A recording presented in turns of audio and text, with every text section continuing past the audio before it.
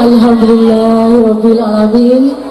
Abah Azza atau Kiai Haji Ahmad Anu dari Bojonegoro, Jawa Timur, yang merupakan pengasuh pondok pesantren Sabilun Najah Kabupaten Bojonegoro, Jawa Timur, sudah hadir di hadapan kita. Tentunya ini merupakan suatu kehormatan untuk warga Kecamatan Sumbiyuk, Kabupaten Banyumas, Provinsi Jawa Tengah. Alhamdulillah Abah, selamat datang di kota Sumbiyuk, kota ngapa, kota tercinta. Ini mohon untuk jamaah untuk bisa kembali duduk dengan tertib. Akan kita saksikan bersama pengajian akbar dalam rangka tasyakuran pembukaan toko besi Andong Jaya Sumbiyuk bersama Kiai Haji Anwar Syahid. Semoga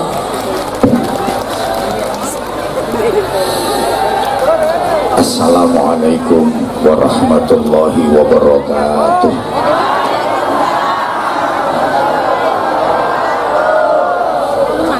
Bismillahirrahmanirrahim. Alhamdulillah wasyukru lillah wal khairu wasyarru bimasyiatillah. Asyhadu an la ilaha illallah wahdahu la syarikalah wa asyhadu anna muhammadan abduhu wa rasuluhu la nabiyya ba'dah. Allahumma salli wa sallim wa barik ala sayyidina wa maulana Muhammadin sahibi syafa'ah wa ala alihi wa ashabihi wa tabi'in wa man tabi'a rushdah. Subhanaka la ilma lana illa ma 'allamtana innaka antal alimul hakim. Rabbi shrah li sadri wa yassir li amri wahlul 'uqdatam min lisani yafqahu qawli waj'al li waziran min ahli. Allahumma nawwir qulubana wa quluba dzurriyyatina wa quluba jama'atina binuril ma'rifah wa ilmil mukasyafah wal basyirah. Ya, derajatnya semakin mahal nilainya, semakin mahal harganya. Itu hidup yang barokah. Jangan sampai hidup ini makin lama nilainya makin rendah, harganya makin murah. Itu hidup yang gagal. Barang-barang dunia ini aja makin lama harganya makin mahal, betul? Tanah di mana-mana harganya makin lama makin mahal, meskipun itu tanah sengketa. Lah manusia kan terbuat dari tanah. Kullukum min Adam wa Adamu min turab. Kalian semua berasal dari Nabi Adam, sedangkan Nabi Adam terbuat dari tanah. Makanya kalau ada orang Sumbiyuk hobinya kok belanja terus, mungkin dia terbuat dari tanah pasar. Ada orang Sumbiyuk kerjaannya ngutang sana sini, mungkin dia terbuat dari tanah bank. Ada orang Sumbiyuk yang susah diajak rukun, diajak senyum aja susah, merengut aja, mungkin dia terbuat dari tanah kuburan. Ada yang sukanya ribut, berantem, gegeran, berarti dia terbuat dari tanah sengketa yang sertifikatnya belum beres. Ada orang setiap dagang rugi, setiap dagang bangkrut, ya mungkin dia terbuat dari tanah longsor. Semua perabot hidup di dunia ini makin lama harganya makin mahal. Baju itu harganya makin lama juga makin mahal. Alat-alat elektronik semua harganya makin lama makin mahal. Perabot-perabot rumah tangga harganya makin lama makin mahal. Bumbu-bumbu dapur itu bu, cabai, minyak goreng, harganya makin lama makin mahal. Nah saya ceramah juga begitu. Maksudnya saya kalau ceramah ya begitu itu gitu loh. Kok dikeplok Memang hidup yang paling nikmat itu hidup yang barokah. Keluarga yang paling tentrem ya keluarga yang barokah. Pekerjaan yang paling mulia pekerjaan yang barokah. Ayo tuh sayang nyaut. Pekerjaan yang paling mulia itu pekerjaan yang jabatan yang paling bergengsi ya jabatan yang duit yang paling menenteramkan itu duit yang barokah. Nah perlu diingat, duit barokah itu nggak harus banyak nominalnya, nggak harus banyak jumlahnya, tapi duit barokah itu duit yang banyak nilai kebaikannya, banyak manfaatnya. Dan ciri utama barokah itu hidupnya tentrem meskipun duitnya banyak. Pokok hidupnya tentrem meskipun duitnya banyak. Loh, duit banyak kalau hidup nggak tentrem ya nggak barokah. Misalnya punya duit banyak banget 100 juta, banyak apa banyak? Oh nek ukurannya Rika ya wis oke. Wong sampean jarang nyekel duit banyak kok. Ya maaf kalau duitmu banyak nggak mungkin duduk ndoprok di situ. Minimal duduknya di kursi. Yang mau ndoprok itu jelas kere. Tetapi nggak apa-apa. Justru memudahkan masuk surga. Penelitian Rasulullah membuktikan penghuni surga itu orang kaya sama orang miskin lebih banyak orang. Kenapa? Ya karena memang kenyataan di dunia ini yang rajin-rajin ibadah rata-rata orang, yang rajin ke masjid sholat jamaah rata-rata orang. Kalau nggak percaya besok subuh ke masjid cari Pak Camat, nggak mungkin ada.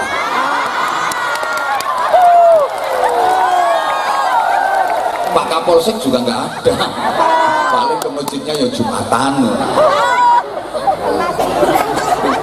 Makanya yang duduk di kursi itu agak susah masuk surganya, lebih gampang yang dobrok di bawah. Sementara di dunia sepertinya tampilannya yang undangan VIP di kursi, di bawah tenda, di atas panggung lebih mulia, lebih baik daripada yang dobrok di bawah. Tapi hakikatnya dalam pandangan Allah belum tentu yang di kursi itu lebih baik daripada yang dobrok di bawah. Boleh jadi yang keplok-keplok dan dobrok di bawah itu sesungguhnya lebih jelek.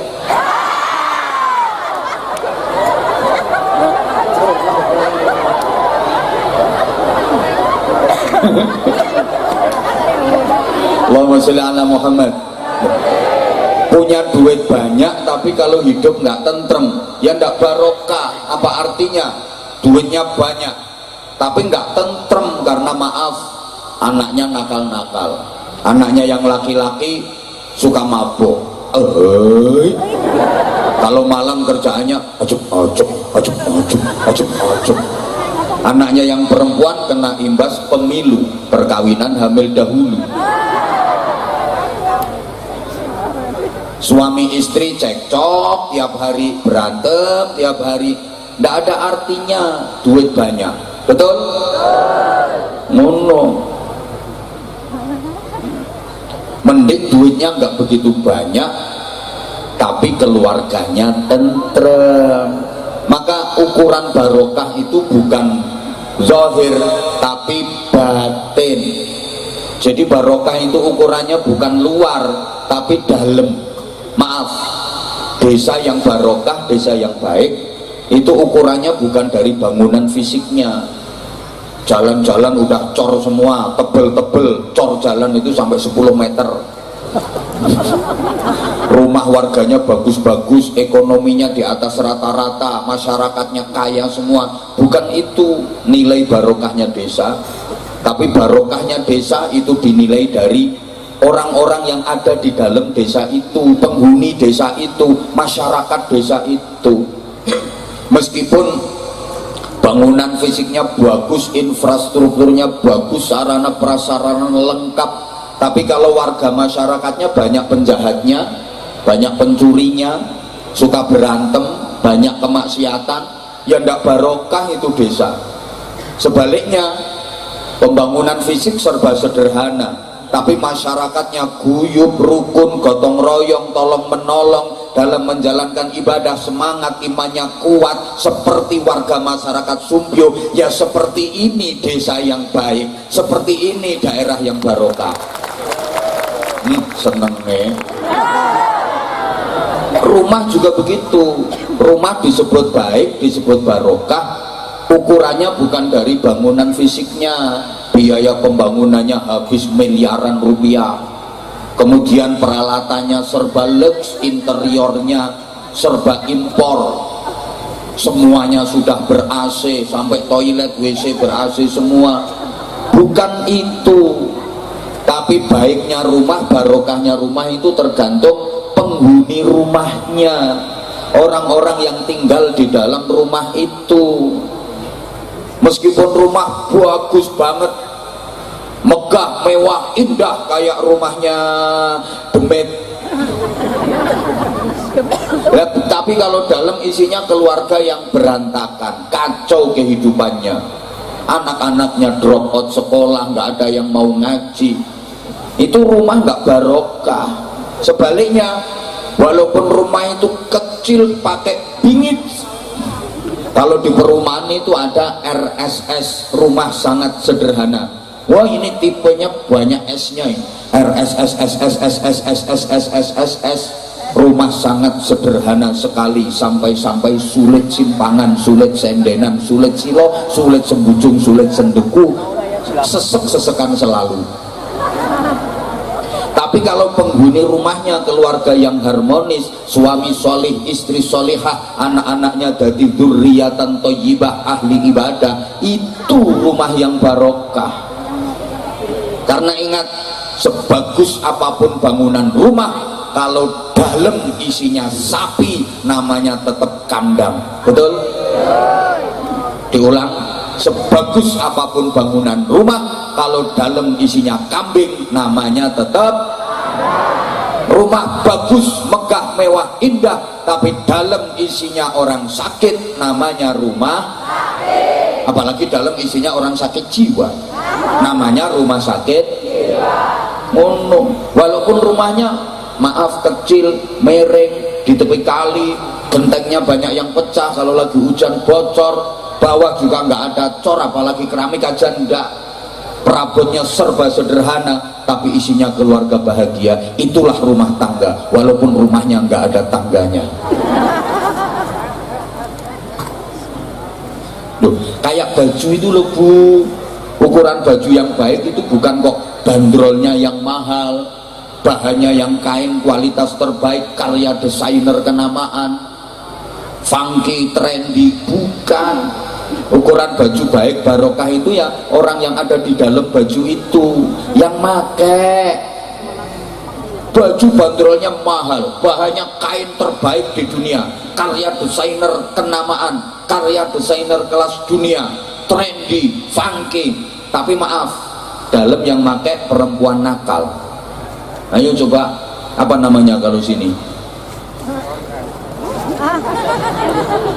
PSK, perempuan suka ponoan. Apa itu namanya, nggak tahu saya. Murah itu baju, betul? Ya, karena yang pakai orang murahan. Meskipun baju sederhana, kainnya sederhana, jahitannya sederhana, jahitannya itu nggak dari benang, kawat dendrat, warnanya kontras, atas hijau bawah merah, persis kapsul, tapi dalam alias yang make wanita solihah, ahli ibadah, berakhlakul karimah, jadi mahal itu nilai baju. Betul? Maka gini para jamaah, baju mungkin sama, model sama, potongan sama, tapi beda yang make, nilainya jadi berbeda. Omongannya bisa sama, kata-kata dan kalimatnya bisa sama, tapi beda orang yang ngomongin, nilainya juga berbeda.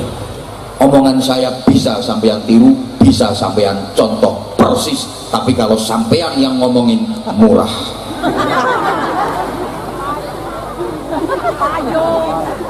Halo? Bisa difahami ya omongan saya? Nah, para jamaah, barokah itu yang menjadikan hidup bahagia. Bukankah kita semua pengen bahagia? Betul? Dan kebetulan bahagia itu wajib hukumnya. Saking pentingnya bahagia, setiap azan dikumandangkan itu ada seruan dan ajakan untuk bahagia. Di bagian mana? Dalam kalimat hayya 'alal falah.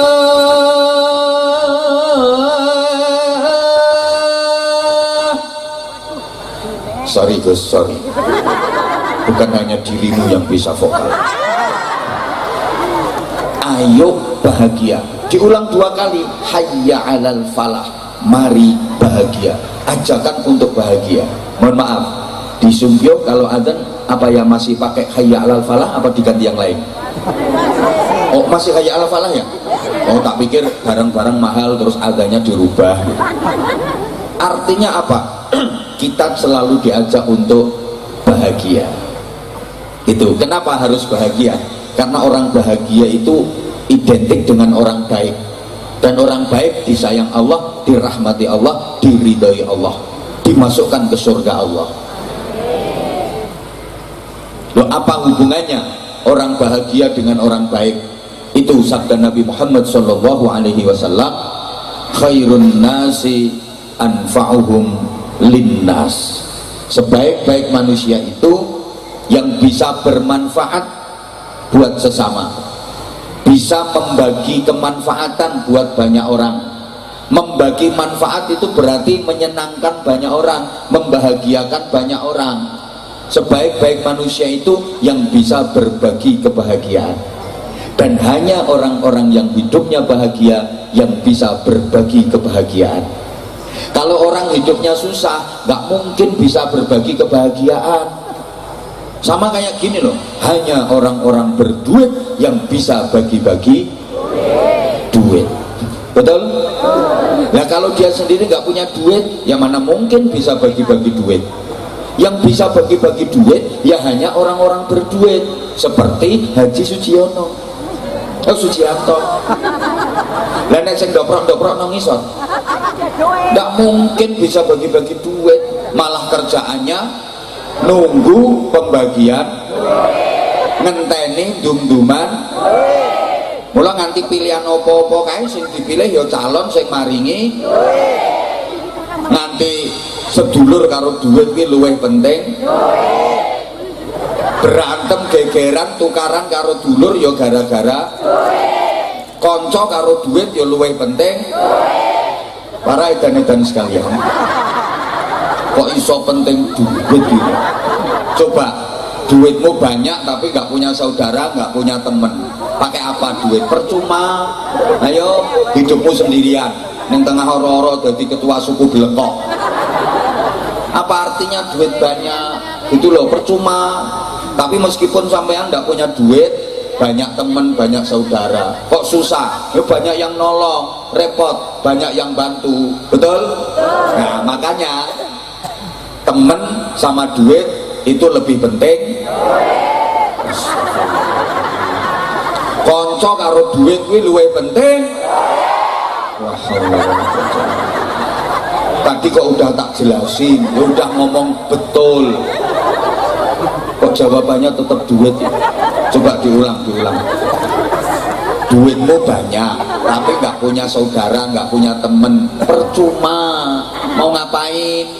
Mau hidupmu sendirian, nggak ada saudara, nggak ada temen, ayo percuma duit banyak. Nah, meskipun dirimu nggak punya duit tapi banyak saudara, banyak temen, coba ketika susah banyak yang nolong, ketika repot banyak yang bantu. Betul? Nah, makanya konco karo duit kuwi luwih penting. Aku ngerti ini orang mangkat kok. Lah sing tak depi wong edan kabeh. Hanya orang-orang yang hidupnya bahagia yang bisa berbagi kebahagiaan, gitu loh. Orang susah itu bisanya ya bagi-bagi kesusahan.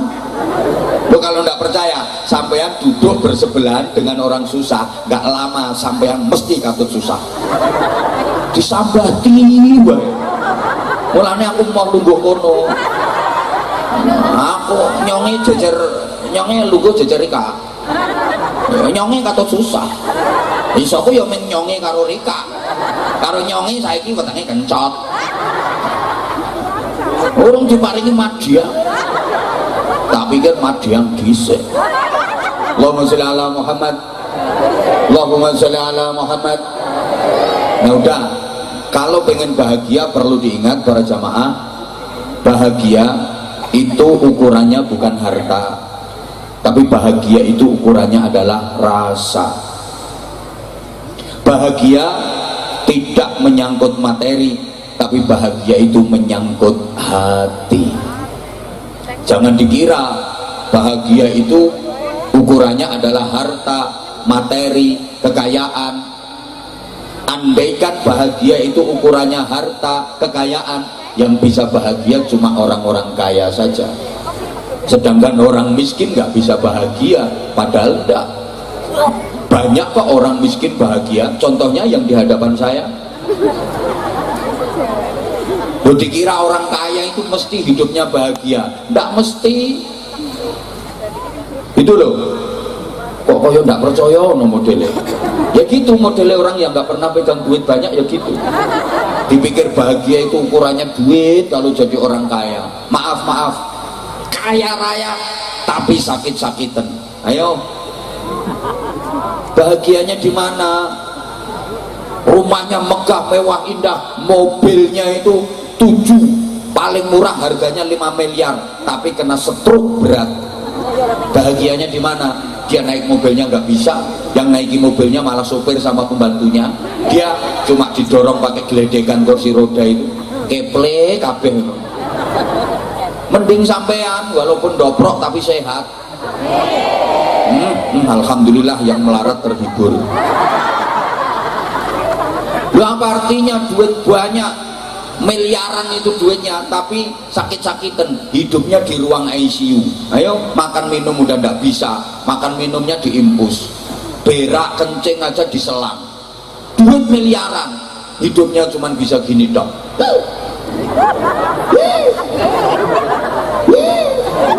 Siapa ngomong persis? Percuma duit miliaran, mending dirimu ndak punya duit tapi sehat, makan semongko iso ngerokoti sak kulit-kulite. Gitu loh. Halo? Bahagia itu bukan hanya haknya anak muda saja. Dikira orang tua nggak bisa bahagia apa? Banyak orang yang menemukan kebahagiaan di masa tuanya. Ketika masih muda pontang-panting kerja demi membiayai pendidikan anak-anaknya, begitu tua dia bahagia karena menyaksikan anak-anaknya berhasil, anak-anaknya sukses semua. Bahkan bahagia bukan hanya miliknya orang yang sehat, para jamaah, orang sakit juga berhak bahagia. Berapa iya? Iya, ada orang ketika sakit dia merasa bahagia, lebih dekat dengan Allah.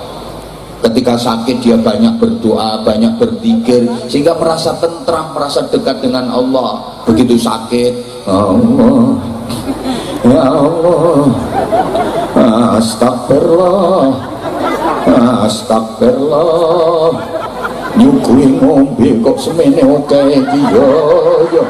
Gila nyonge ngombe iki iso anyang-anyangen tenan iki. Ya Allah, Allah. Iki ceramah wis mulai kek seono sing ngandung bedokan ke sapa kae yo Allah. Sakit banyak berzikir, merasa damai, merasa tentram. Ada loh orang menemukan kebahagiaan dalam sakit yang dia derita. Ibu bapak, ada seorang pemuda, dia sakit lumayan parah sampai opname di rumah sakit berminggu-minggu, tapi ternyata di rumah sakit dia ngerasa bahagia. Bahkan ketika sudah sembuh sehat, diajak pulang sama keluarga, dia nggak mau, dia lebih bahagia di rumah sakit karena rupa-rupanya dia lagi jatuh cinta sama perawatnya. Bahagia itu ada pada rasa sakit, memang sakit tapi bahagia, dia merasakan kenikmatan. Ayo coba tak kasih contoh. Dicubit, sakit apa sakit? Kurang keras, sakit apa sakit? Sakit. Tapi kalau yang nyubit orang yang dicintai, nikmat dan bahagia. Contoh, kamu dicubit sama aku, ya sakit, tapi kamu ngerasa nikmat karena yang nyubit kan orang yang kamu cintai. Lo nganti siwel ya ora diobati, malah dibeset diambak-ambaknya, mau kenang-kenangan kok. Besok ketemu temennya, mbak, kilo mbak, dijiwit Abah Anza. Udah, sekarang saya tanya khusus ibu-ibu, mbak-mbak, tadi nyampe sini jam berapa? Jam 5? Subhanallah, sekarang udah jam 11, berarti udah 6 jam. Tolong dijawab, capek apa enggak? Capek apa enggak? Enggak. Payah apa enggak? Yang bilang enggak itu bohong. Enggak percaya aku kalau enggak capek kok lungguh wis alian ping 7. Sing sila sembujung metingkling miring ngiwa miring nengen geger diongkek. Capek, payah, tapi dirimu merasa bahagia karena bisa berjumpa dengan idola.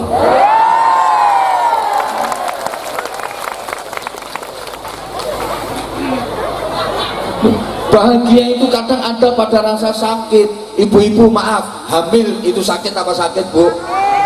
Bapak ndak usah ikut jawab, ndak pernah ngalami ikut jawab. Wong lanang ora tanggung jawab, wis ngerti hamil abot iki bahane ditambahin. Ibu hamil itu capek apa capek? Sakit apa sakit? Sakit. Hamil muda aja udah kayak gitu, muntah-muntah, nggak keluar apa-apanya, itu muntah kering. Muntah itu sakit, tapi kalau bisa keluar biar lego. Lah ini ndak muntah nggak keluar apa-apanya. Ibu yang lagi hamil muda,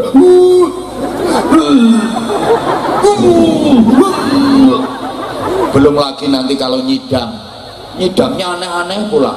Nggak musim salak minta salak, nggak musim rambutan minta rambutan, susah. Pulang dibawakan jeruk, yang dicari malah aspal. Aneh-aneh. Bau duren munek-munek, bau parfum minyak wangi muntah, tapi bau kelek malah seneng. Tengah malam nyidam pengen pegang ndas, sing di nyidam iki megang ndase sepur. Aneh-aneh. Nanti kehamilan itu makin lama makin berat, makin besar makin berat. Ora kena diselehke. Ya kok kena diselehke, repot masak selehke kok rampung masak centelke meneh. Abot. Tapi kalau yang dikandung itu anak dari suami yang dicintai, nikmat dan bahagia. Betul, Bu? Wong lagi tidur tengah malam bayinya itu nendang-nendang perut, diel, sakit, tapi ibu merasa bahagia. Suaminya lagi tidur ngorok dibangunin, ya bangun ya bangun. Kilo ya proyek harapannya sampai ya. Pola ya. Jujur, saya kalau ditanya ceramah kesana kemari itu capek apa enggak, kalau saya bilang nggak capek bohong. Capek, kayak sehari ini aja saya 4 kali. Pagi, ya Allah ya Karim. Malam saya masih di Purworejo, pagi saya di Wonosobo, kemudian siang tadi di Kebumen, terus barusan tadi Kebumen, sekarang di sini, besok ke Kendal. Kalau saya dibilang capek apa ndak apa, payah apa, ya capek, payah. Kalau saya bilang nggak payah, bohong saya. Tapi walaupun capek, payah, saya bahagia, saya merasa nikmat karena saya dapat. Astagfirullahaladzim. Kalau nggak ngerti maksudku, ojo bisi. Saya dapat sakarepmu. Capek iya, payah iya, tapi saya senang, saya bahagia, saya merasa nikmat karena saya mendapatkan barokah, mendapatkan banyak saudara. Ngono sakarepmu. Maka gini, maaf Bapak Ibu, maaf. Sukses di dunia ini mungkin ukurannya adalah harta dan kedudukan, tapi bahagia itu ukurannya adalah hati. Satuan kekayaan itu bukan dolar, satuan kekayaan bukan euro, bukan pound sterling, bukan rupiah, tapi satuan kekayaan itu adalah hati. Hidup ini yang penting bukan apa dan berapa yang bisa kita dapatkan, tapi yang penting adalah apa dan berapa yang bisa kita rasakan. Percuma dong berhasil mendapatkan kalau nggak bisa merasakan. Percuma Mas Rika berhasil mendapatkan cewek cantik yang jadi idaman, berhasil diperistri, tapi sampean nggak bisa merasakan karena sampean impoten.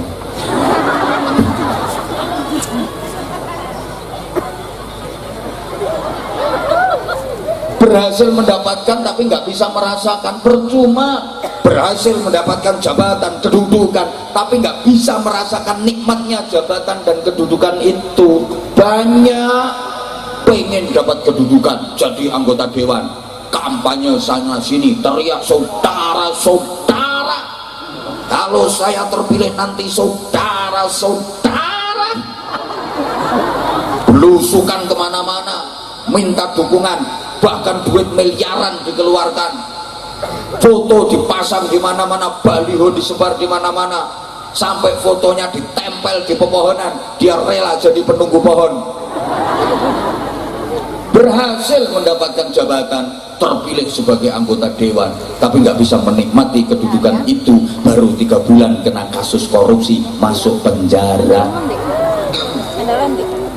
Maka sekali lagi maaf, hidup ini yang penting bukan apa dan berapa yang kita miliki, tapi yang penting adalah apa dan berapa yang bisa kita nikmati untuk kita syukuri. Memiliki kalau nggak bisa menikmati, percuma. Memiliki televisi lebar banget 2500 in, tapi nggak bisa menikmati karena mata belen terus. Mending televisi kecil-kecil tapi mata sehat, sewaktu-waktu bisa mentelengi, betul? Memiliki kursi harganya 2 miliar tapi bokongnya pelentingan udunan, pelentingan udunan, pelentingan udunan. Percuma kursi mahal, mending kursi dari bambu, pakunya pating serongat itu diduduki kecantol sampai berdarah-darah tapi sehat.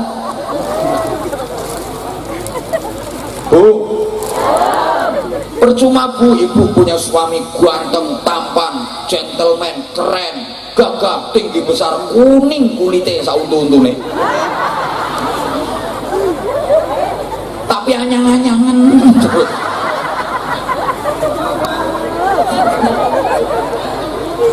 Lah apa gunanya memiliki kalau nggak bisa menikmati? Bang, ya Allah, hei.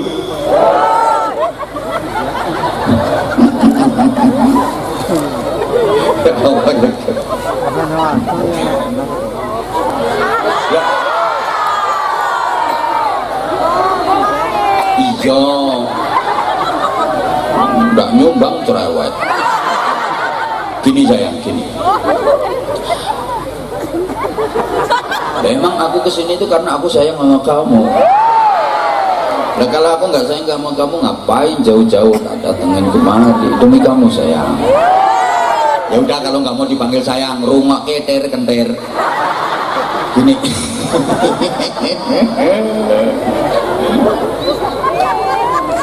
Insya Allah. Bapak Ibu para jamaah, lah di antara syarat bahagia itu jangan lupa sehat. Loh sehat itu penting. Ayo coba sampean pilih mana?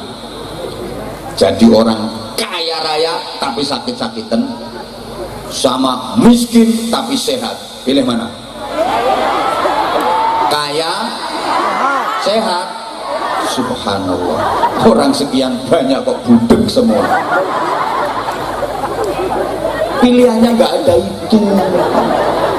Pilihannya itu 1 kaya sakit-sakitan, 2 miskin sehat, pilih mana? Ranonowi. Yes. Tak kasih tahu, pilih sehat walaupun miskin. daripada kaya sakit-sakitan. Duh, sampean sementara miskin tapi sehat, mau kerja keras ikhtiar maksimal dibarengi dengan doa sungguh-sungguh, ada harapan kok suatu ketika berubah jadi kaya. Amin apa wong mau nggak dipilih kok, amin amin. Loh, sekarang sampean kaya tapi sakit-sakitan, maaf, duitmu nggak bisa dipakai untuk membeli kesehatan. Betul? Betul apa mau ora dipilih? Yang ngono kuwi sing gare ora sugih yang ngono kuwi. Loh, sehat itu penting. Coba Mas, sampean Mas punya istri cantik banget, ayu kemrusu, kebe sebelah aduhai imut yahud bahenol menol sama kebelen aku montok mentak molek kinyis pengis mentong moblong denok gebleng. Tapi istrimu sakit-sakitan, ayo dikeloni nang kumat mengine. Nik kayak tidure ngorok bisa krok nik krok ngeloni bojo padha karo ngeloni traktor, percuma. Sama dong Bu, ibu punya suami ganteng gagah tapi sakit-sakitan, ayo wong lanang diobat abet kok meneng wae, wis dioncat ancet kok ora ono sing ngungkil-ungkil iki, bingung sampean iki urip apa mati wong iki. Mending bojomu ora pati bagus ning sehat. Lho, lumayan kena dienggo seret-seretan.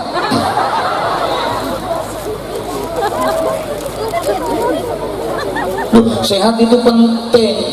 Sehat itu sangat berharga, sehingga kita diperintah memohon kepada Allah agar dikaruniai kesehatan. Kenapa? Meskipun iman kuat, iman hebat, kalau nggak sehat, agama nggak bisa sempurna, ibadah nggak bisa sempurna. Betul? Iman kuat, iman hebat, tapi nggak sehat, ya nggak bisa sholat dengan sempurna, sholat berdiri nggak mampu. Duit banyak tapi nggak sehat, nggak bisa pergi umroh, nggak bisa pergi haji. Ini didengerin apa enggak ya? Aku merasakan sesuatu.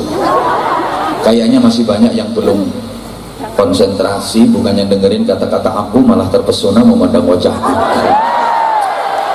Ada yang dari tadi itu menteleng, terus ada orangnya sekarang pakai jilbab warna pink. Itu kayaknya lagi membayangkan sesuatu.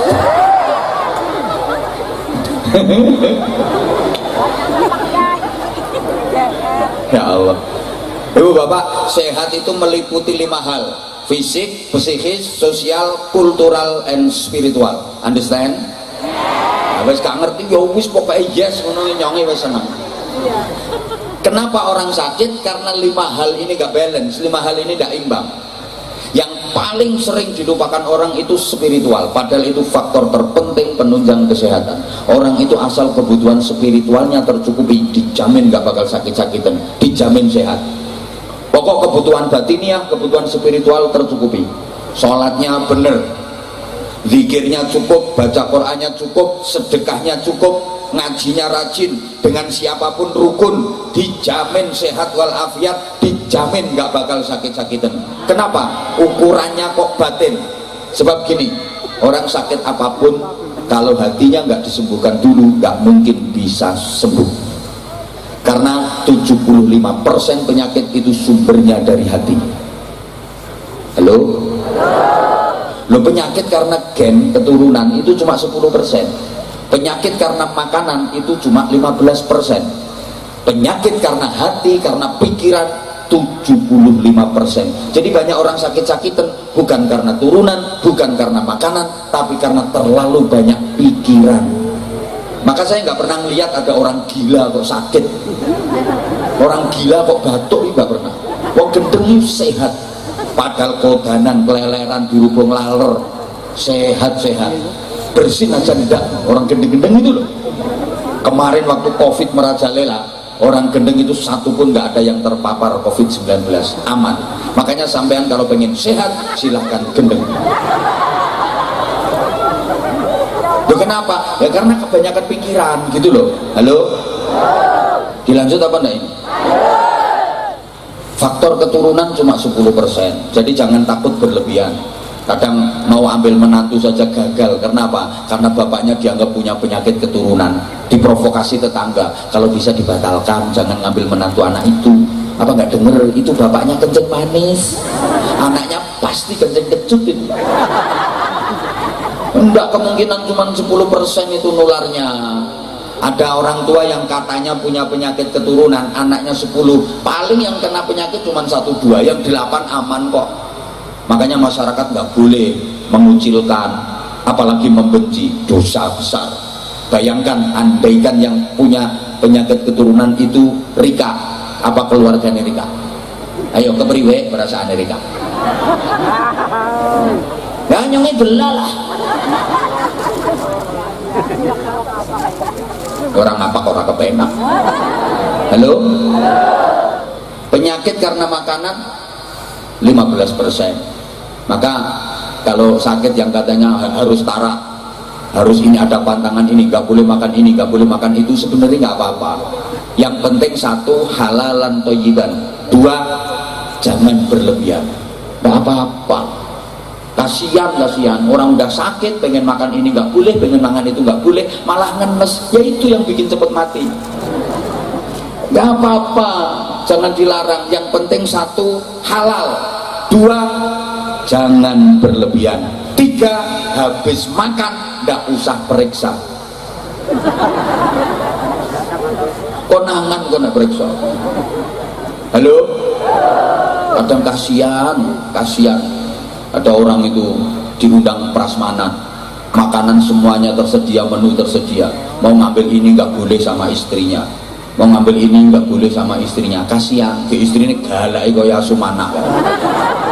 Mau ngambil sate jangan itu, mau ngambil lagi itu juga nggak boleh. Akhirnya celungap dari mulut matanya kok.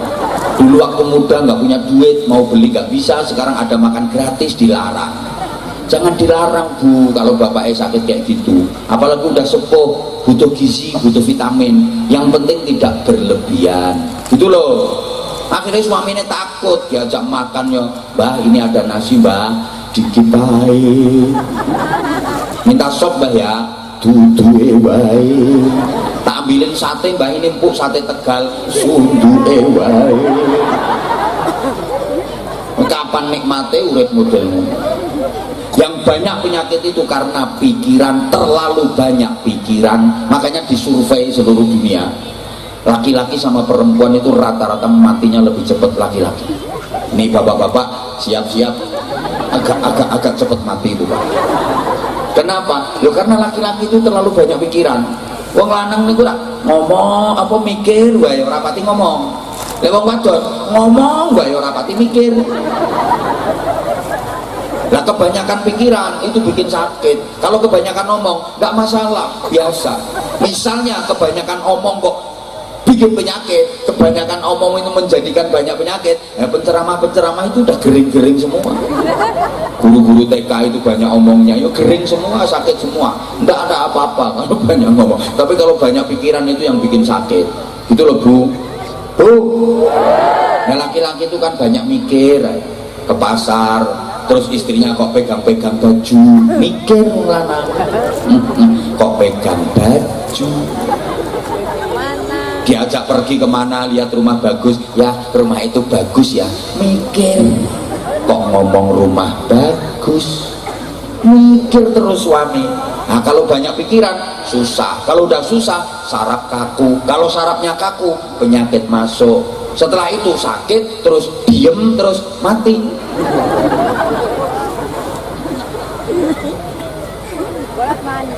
Ya memang iya, katanya sadis banget katanya. Kebanyakan suami mati ya karena banyak pikiran itu, gitu loh. Tolong ibu bikin happy. Makanya saya kalau ngaji jamaahnya tak ajak ketawa ketiwi, tak ajak senyum, tak ajak bahagia. Orang itu kalau bahagia senyum sarafnya kendor. Kalau sarafnya kendor penyakit hilang. Tapi kalau orang susah itu sarafnya kaku, penyakit masuk. Makanya dokter di mana-mana itu kalau mau nyontek pasiennya dibikin kendor dulu sarafnya. Kalau sarafnya masih kaku nggak mau nyontek dia. Makanya dokter mau nyontek nggak tastus coblos enggak, dibikin kendor dulu sarafnya, diajak ngobrol. Rumahnya mana Bu? Sumpyo Pak Dokter, sambil diisik-isik bokongnya itu. Nggak langsung coblos, diisik-isik bokongnya. Lah ini bokong diisik-isik kok malah diciut kayak masih kaku ini. Nggak mungkin itu dicus, diajak ngobrol dulu. Sumpyo sebelah mana Bu? Itu loh sebelahnya lampu merah. Masih kaku, belum dicoblos, belum disontek. Terus ditanya, ibu anaknya berapa? 7 Pak Dokter. Loh kok banyak? Iya Pak Dokter. Hihi, cus. Orang dokter mau ngecus itu nunggu pasiennya hihi. Karena orang kalau ketawa hatinya seneng, kalau hatinya seneng sarafnya kendor, kalau sarafnya kendor bokongnya empuk. Cublesannya enak, cus, obatnya masuk, roto jadi tombol. Orang nyaprut cemberut susah, sarafnya kaku. Kalau sarafnya kaku bokongnya atos. Ini cublesannya alot. Kadang dokter pakai tangan 2 kretek, obatnya tidak masuk, cuma bokongnya aja yang mentol. Tidak sembuh-sembuh lah kata dokter. Ini ilmunya dokter. Manusia itu sarafnya kendor apa kaku, itu tandanya di bokong. Ayo ditenono. Perempuan ya, wong wedok wong wadon iki kapan lemu kae, kok guyu bokongnya nak mau obat mabit. Dibonceng sepeda motor iso kocek kabeh, sarape kendor.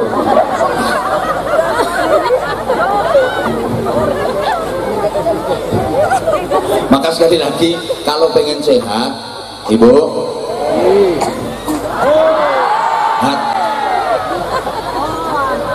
rumahmu mana? Nanti tak ampiri, tak ceritani sendiri.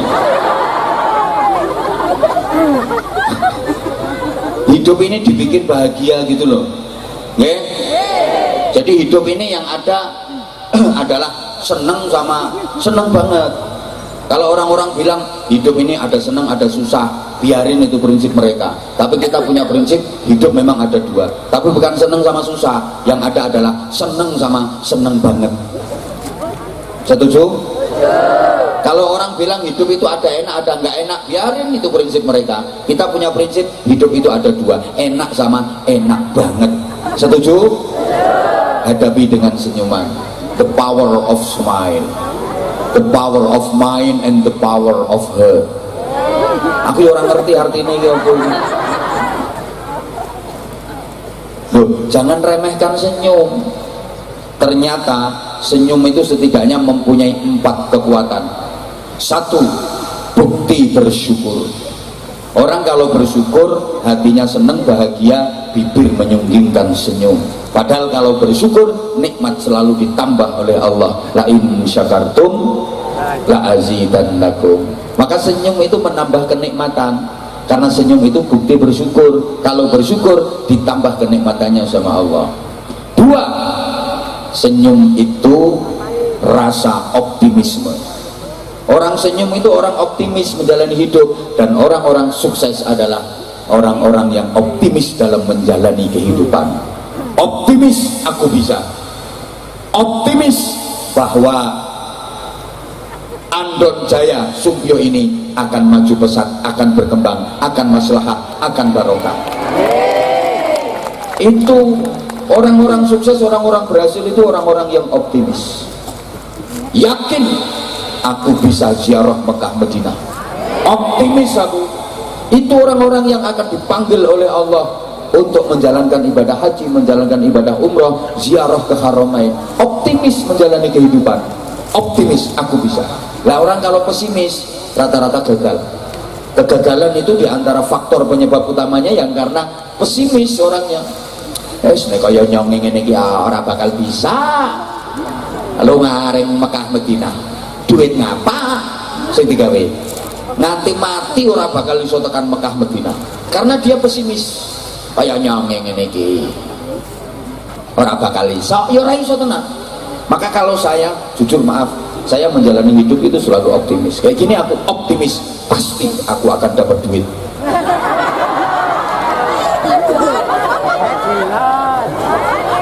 Optimis optimis, yakin dapat tambahan duit. Aku selalu optimis, makanya selalu dapat karena aku optimis. Oh, hidup kok pesimis, rugi. Ya, pengalaman pribadi, maaf ya, ini sekedar cerita tahaddusan bin ni'mah. Anak-anak yang ikut di kami, di pesantren kami itu semuanya free, bebas biaya, gratis semuanya, mulai makan, kitab, seragam, sekolah, SPP, semuanya gratis, nggak ada yang bayar. Nah, dulu ketika anak-anak masih puluhan, 50, 60, 70, ya kita sempat berpikir ini nanti kalau anak-anak tambah banyak gimana ya, tapi bismillah, saya tetap optimis karena saya yakin anak-anak punya jatah rezeki sendiri. Ternyata sekarang jumlah mereka udah sampai ribuan, hampir 3.000. Ya biasa, hidup semua kok, dan tetap gratis. Kenapa? Saya berpikir pendidikan yang bermutu dan berkualitas bukan hanya haknya orang-orang kaya saja, orang miskin juga berhak mendapatkan pendidikan yang bermutu dan berkualitas. Nah, karena mohon maaf, sementara ini sekolah-sekolah yang katanya favorit, sekolah-sekolah unggulan itu hanya bisa dimasuki oleh anaknya orang-orang kaya, karena untuk bisa masuk ke sekolah itu bayarnya mahal, betul? Sedangkan anaknya orang-orang melarat kayak yang di hadapan saya, ya nggak diterima kok di sekolah favorit itu. Akhirnya apa? Yang pinter makin pinter, yang on tambah, yang kaya makin kaya, yang miskin makin aneh. Itu ada sekolahan katanya unggulan, favorit, standar internasional, tapi yang diterima masuk di sekolah itu hanya anaknya orang-orang kaya. Katanya pendidikan itu hak setiap warga negara, katanya pendidikan untuk mencerdaskan semua warga negara. Tapi kenapa yang anaknya orang miskin kok nggak diterima? Ayo, makanya sekarang Pak Presiden ini bikin program sekolah rakyat khusus untuk anaknya wong melarat-melarat. Kapan nono anak wong sugih melu sekolah ning kono kuwalat donya akhirat. Aneh, sekolah unggulan itu aneh menurut saya. Tujuan dibangun sekolah itu untuk mencerdaskan anak bangsa, minterke bocah sing bodoh. Lah sing diterima mung anak wong sugih sing pinter-pinter. Lah sing bodoh-bodoh ora diterima. Aneh, padha karo bangunan rumah sakit, begitu bangunan jadi dikasih tulisan rumah sakit ini hanya menerima pasien orang-orang sehat. Wong tujuan dibangun rumah sakit untuk menyehatkan yang sakit, tujuan dibangun sekolah untuk meminterkan anak-anak yang bodoh. Lah ini yang bodoh, yang miskin kok nggak diterima. Aneh itu sekolah. Nggak setuju ya. Kalau memang tujuannya untuk mencerdaskan anak bangsa, mengangkat SDM masyarakat yang masih ketinggalan, harusnya sekolahan-sekolahan unggulan itu sasarannya di pelosok-pelosok warga yang SDM-nya masih rendah, untuk mengejar ketertinggalan dari yang di kota yang sudah pinter-pinter itu. Oh no, dan enggak kok. Demikian pula bantuan perekonomian, kalau memang untuk mengentaskan kemiskinan, mengangkat perekonomian rakyat, sasaran dari bantuan-bantuan ekonomi yang ke pelosok-pelosok warga-warga yang benar-benar miskin. Ini malah dikuasai sama konglomerat itu. Kadang-kadang ada pejabat-pejabat yang nakal. Bantuan yang harusnya untuk rakyat itu nggak sampai rakyat cuma dikasih BLT, bantuan langsung telas, bantuan langsung tukaran. Ada lagi 5 tahun sekali namanya bansos, bantuan supaya oleh suara. Ya akhirnya yang kaya makin kaya, yang miskin makin, sing sugih tambah sugih, sing kere tambah. Loh, nanti kalau ada dana gede ya gimbat sama itu yang enggak bertanggung jawab itu, pejabat-pejabat yang enggak gendah. Maaf para pejabat kalau bahas korupsi, saya contohnya mesti pejabat karena setahu saya yang korupsi adalah pejabat. Setahu saya.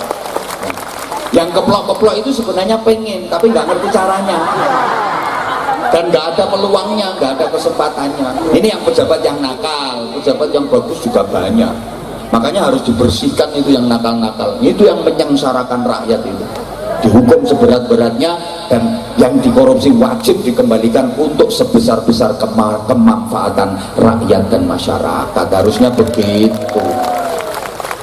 Oh no, senengnya sing melarat-melarat itu.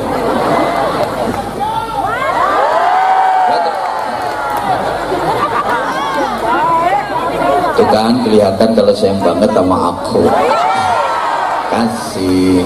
Aku tuh nggak nyangka, kan ini udah jam terakhir, udah jam 11, tak pikir paling jamaahnya dikit lagi, yang tadi hujan lumayan lebat, tak pikir. Dan aku ceramah kan udah lama, termasuk orang lama lah. Sekarang kan banyak penceramah baru. Aku sempat khawatir kamu tuh berpaling ke lain hati. Aku nggak nyangka kalau ternyata jamaahnya sebanyak ini. Aku niat kayak gini tuh, masya Allah, makin sayang aku sama kamu. I love you semuanya, I love you semuanya. Sing tuwek ora usah. Gila nih.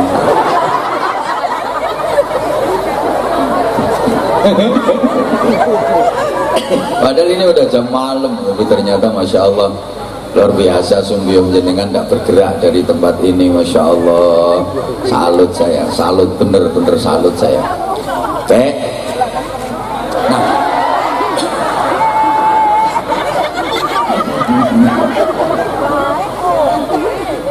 oke. Kalau pengen sehat perlu diingat Bapak Ibu, sehat itu kan bebas dari penyakit. Nah, orang sakit itu karena pola makan, pola hidup, pola pikir, dan kakean pola. Yang paling banyak itu yang terakhir. Jadi ada yang karena pola makan, pola pikir, pola hidup, yang paling banyak kakean.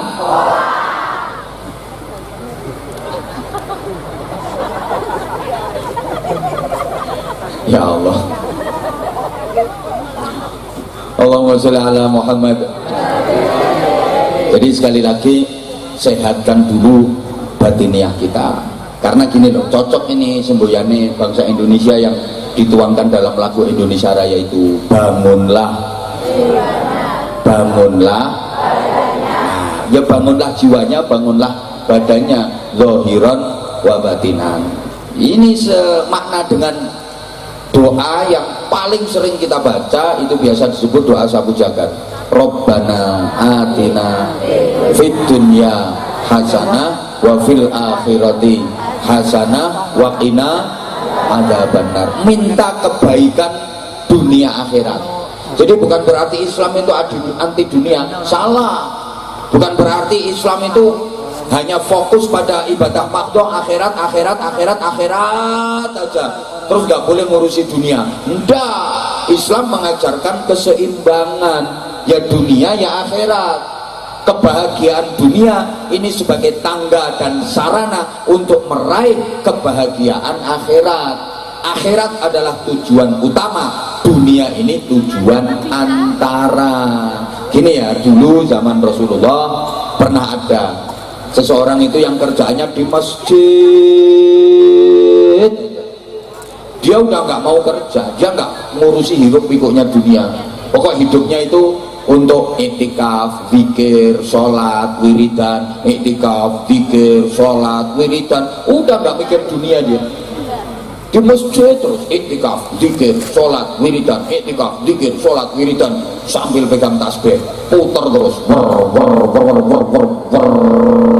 Sulastri, Sumiati, sulis,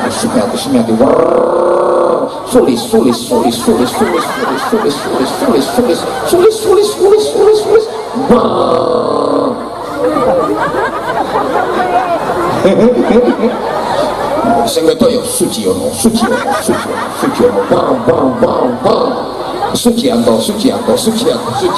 Suciyanto. Ora enek wiridan kok ahong. Oh, ahong.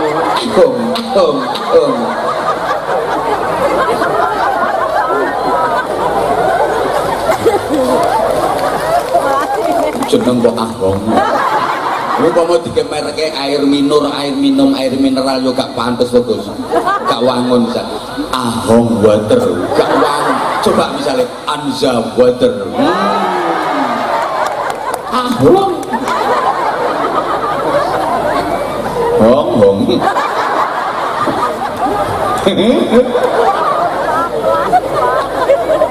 Ini ada orang itu kerjanya di masjid. Dia udah nggak ngurusi dunia, nggak mikir duit, nggak mikir apa-apa. Sampai viral di kalangan masyarakat waktu itu. bahwa dia adalah ahli surga. Itu ada orang yang top, hebat, ahli surga, udah nggak terpengaruh dengan hiruk pikuknya dunia, dia hanya fokus akhirat, akhirat dan akhirat. Semua orang nanggap dia ahli surga. Sampai berita itu kepada Rasulullah. Ketika sahabat-sahabat berkumpul, Nabi mendengar pembicaraan di kalangan sahabat tentang orang itu. Ada orang yang ahli ibadah, hidupnya hanya untuk akhirat, akhirat, akhirat, top, hebat, luar biasa, itu orang ahli surga. Rasulullah langsung menyapa, kalian kok nganggap dan mengatakan dia ahli surga? Ya iya ya Rasulullah, karena dia sudah tidak terpengaruh dengan hiruk pikuknya dunia. Terus Nabi nanya, dia punya keluarga enggak? Punya. Dia punya istri, dia punya anak. Terus dia kerja apa? Enggak kerja. Terus makannya gimana? Ya nunggu dikasih orang. Kalau ada yang ngasih, makan. Kalau nggak ada yang ngasih, ya nggak makan. Nabi langsung berdiri, wajahnya memerah, tanda kalau beliau nggak setuju. Wallahi antum khairum minhu. Demi Allah, kalian jauh lebih baik daripada dia.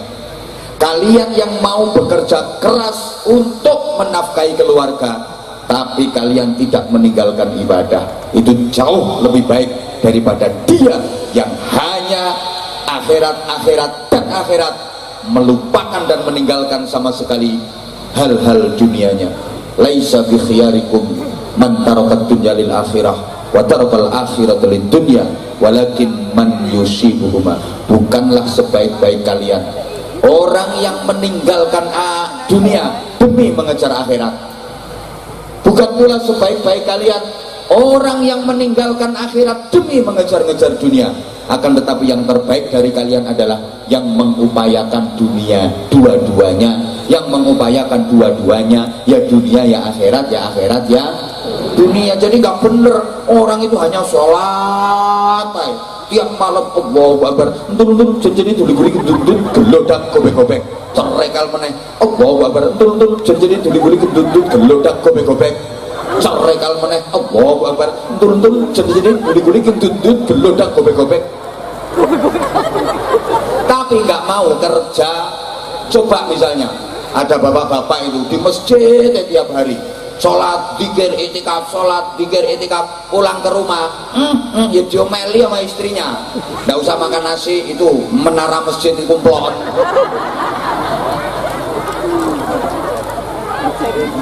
Halo? Halo? Ya nggak bener itu. Makanya ibadah itu kalau memang utangmu banyak, kerja keras biar dapat duit, bisa nyaur utang, itu pahalanya besar, itu kerja kerasmu.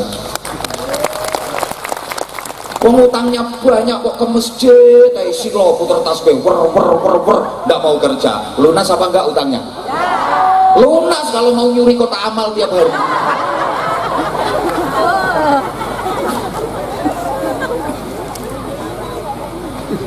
Lo pengen punya anak ya jangan hanya doa saja, ya harus ada usaha. Bapak-bapak pengen istrinya hamil, pengen punya anak, tiap malam istrinya difatihai toh. Istri udah jeblak rumah-rumah, nggak diapa-apain. Al-Fatihah. Walau dolin disebul ke wetenge. Besok malam juga gitu. Oh istrinya wis matang-matang, bapaknya deket. Al-Fatihah. Walau dolin disebul ke. Bisa hamil apa enggak? Punya anak apa enggak? Ya enggak mungkin lah. Fatihah ya Fatihah Pak, tapi ya sambil dia gereker. Fatihah tok. Loh kalau wilayahnya action ya harus action. Gitu loh. Ada zaman Sayyidina Umar itu, sahabat itu berdoa pengen dapat rezeki. Ya Allah ya Razak, ya Allah ya Razak, ya Allah ya Razak, ya Allah ya Razak, ya Allah ya Razak. Langsung dijendul kepalanya sama Sayyidina Umar. Innas sama la tumtiru zahaban wala fiddah. Langit nggak bakal hujan emas, hujan perak, nggak bakal hujan duit. Nek bahasa sekarang, di langit nggak ada percetakan duit. Andaikan di langit ada percetakan duit, itu yang tanda tangan bukan gubernur BI tapi malaikat Mikail. Kerja kamu kalau pengen dapat duit, dimarahi sama Sayyidina Umar. Gitu loh. Wirid-wirid, doa-doa, tapi kalau waktunya ikhtiar, usaha gitu. pengen jadi anggota dewan kok keliling kemana-mana, masyarakat diajak sholawat nariyah. Nggak mungkin jadi kalau urusan itu. Sholawat nariyah jelas kalah dibanding sholawat rupiah. Betul? Ngono.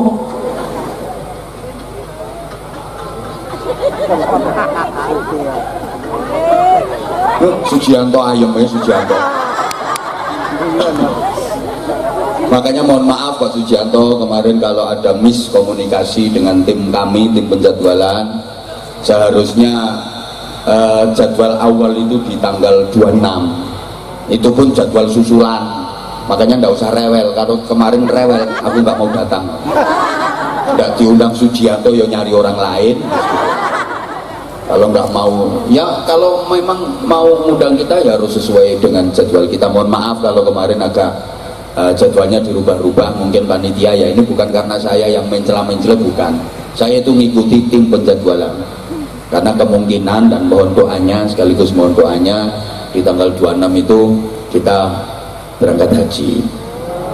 Insya Allah mohon doanya. Sehingga dengan sangat terpaksa kami memberitahukan untuk jadwal dari beliau ini dimajukan. Awalnya itu kalau bisa dibarengkan di tanggal 12 kemarin. Karena nggak bisa, ya terus diundur di tanggal ini. Kalau nggak mau, ya nyari orang lain, orang penceramah banyak, ngapain nggak harus saya toh?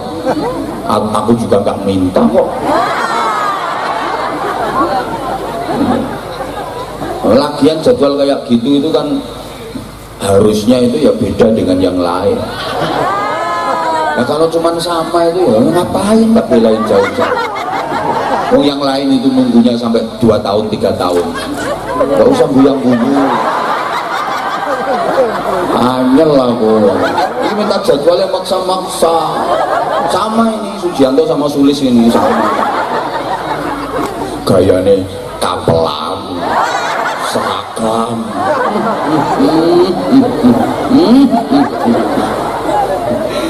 Aku kayak gini itu dengan semua orang, makanya aku cepet akrab kan sama orang-orang yang kayak gini. Tapi udah tak akrabin terus gak ngasih sesuatu ya kebangetan.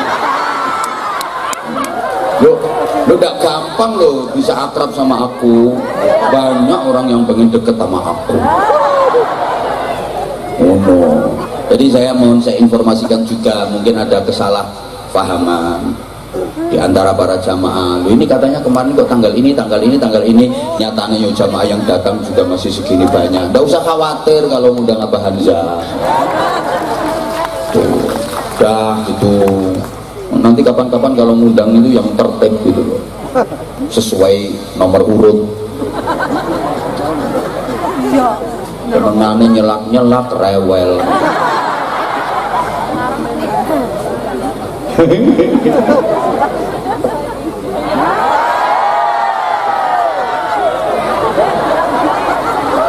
Ayo ikut aku aja.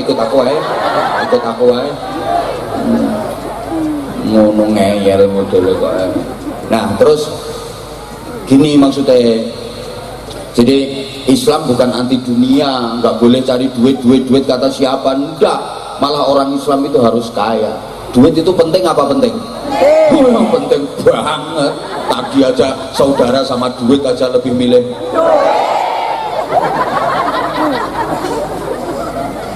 Uang memang bukan segalanya, tapi segalanya butuh uang, betul? Semangat ini urusan duit. Orang Islam itu harus kaya. Orang Islam itu malah dianjurkan dan diperintahkan untuk kaya. Buktinya, tidak ada ayat Quran atau